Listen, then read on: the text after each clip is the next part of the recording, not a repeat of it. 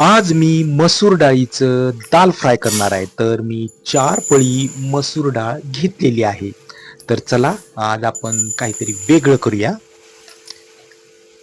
तर ही आहे मसूर डाळ जी पचायला हलकी असते. ह्याच्यामध्ये प्रोटीनची मात्रा भरपूर असल्यामुळे मसल मजबूत होतात. ह्याच्यामध्ये आयर्न असल्यामुळं रक्तवाढीसाठी खूप चांगलं आहे.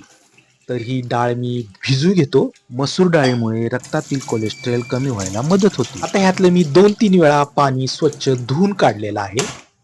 गॅस पेटवलेला आहे. त्याच्यावर फ्राईंग पॅन ठेवलाय आणि त्याच्यात तेल 3 पळी घेतलेलं आहे. कारण की ह्याला तेल ओढून खूप घेते डाळ, त्यामुळं जरा जास्त तेल घालायचं. तर मोहरी, जिरे, कांदा 2, कांदा जरा भरपूर घ्यायचा, आलं लसूणची पेस्ट, टोमॅटो आणि तिखट, मीठ आणि कोथिंबीर फोडणीसाठी आणि ही आपली भिजवलेली डाळ मसूरची. तर चला तेल तापलेलं आहे. ह्याच्यामध्ये मोहरी आणि जिरे घालतो. मोहरी आणि जिरे तडतडायला लागली.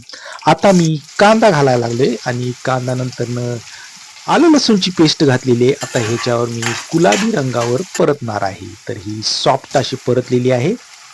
आता ह्याच्यामध्ये मी टोमॅटो घालतो आणि जरा विरगळेपर्यंत परततो.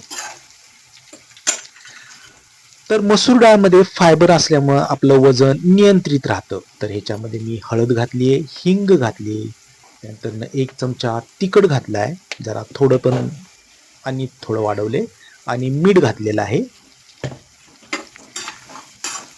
आणि हे परतत आहे. त्याच्यामध्ये मी डाळ घालून परत परततो तेलामध्ये चांगलं 10-15 मिनिटं परतून झाकण ठेवून जरा शिजू देतो. तर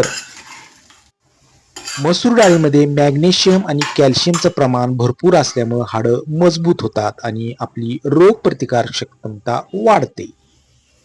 तर चला आता आपण ह्याच्यात थोडंसं पाणी घालूया. मला जास्त आज रस्सा करायचा नाही आहे, कारण की ही डाळ जेवढी कच्ची राहील तेवढी चांगली लागते. त्यामुळे जास्त शिजवायची नाही. ह्याच्यामध्ये मी कोथिंबीर पिरलेली आहे आणि हे बघा अर्धी कच्ची अशी, जास्त शिजवलेली नाही. तेवढंच जरा लक्ष ठेवून शिजवायला लागते.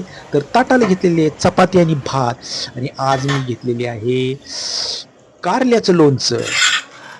तर आधी डाळ प्लेटमध्ये काढून घेऊया. बघा कशी छान झालेली आहे माझी मसूर डाळीचं दाल फ्राय. थोडंसं तेल घालायला पाहिजे होतं, पण चला तेल कमी पडलेलं आहे. तरी पण छान झालेली आहे आणि हे आहे कारल्याचं लोणचं जे सिद्धिविनायक कंपनीचं मी आणलेलं आहे. तर आज जेवणाला लवकर बसूया. Thank you.